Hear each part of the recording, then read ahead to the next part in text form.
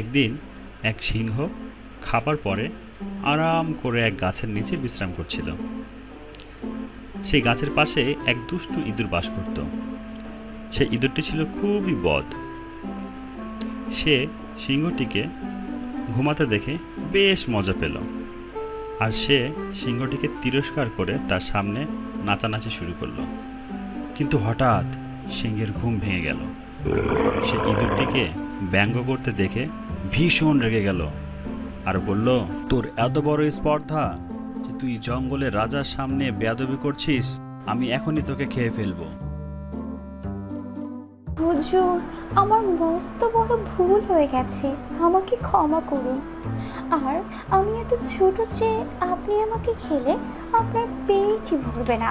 তার থেকে বরং আপনি আমাকে একটি সুযোগ দিন, হতেও তো পারে যে আমি আপনার একদিন কাজে আসতে পারি। ইঁদুরের কথা শুনে বাঘ তাকে ছেড়ে দিল আর বলল, ঠিক আছে, আজ তোর ভাগ্য অনেক ভালো, আমার পেট একদম ভরা আছে, তাই তোকে প্রাণে ছেড়ে দিলাম। এ কথা শুনে ইঁদুর মনের খুশিতে বাড়ি ফিরে গেল।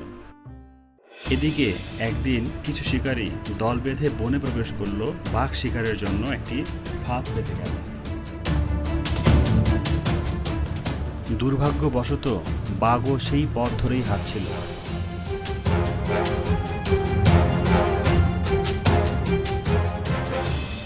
হাঁটতে হাঁটতে ক্লান্ত হয়ে সে এক গাছের নিচে বিশ্রামের জন্য এসে বসল।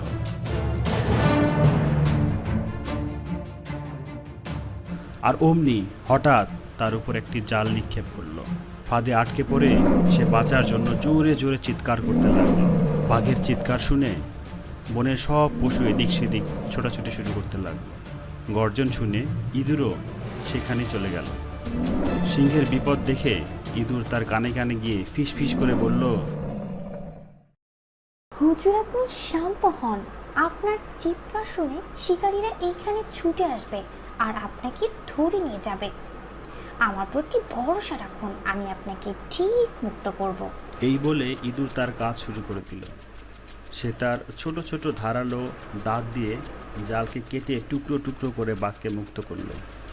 মুক্ত হবার পরে বাঘ বলল, আমি তোকে ছোট বলে অবজ্ঞা করেছিলাম, কিন্তু আজ বুঝতে পারলাম ছোট বলে কাউকে অবহেলা করতে নেই। তো বন্ধুরা, এই গল্প থেকে আমরা কি শিখতে পারলাম? ছোট বলে কাউকে কখনো অবহেলা করতে নেই। যদি আমাদের এই ভিডিওটি ভালো লাগে অবশ্যই লাইক করো, শেয়ার করো এবং কমেন্ট করে আমাদের জানিয়ে দাও। আর আমাদের পরবর্তী ভিডিও দেখার জন্য আমাদের চ্যানেলটি এখনই সাবস্ক্রাইব করো।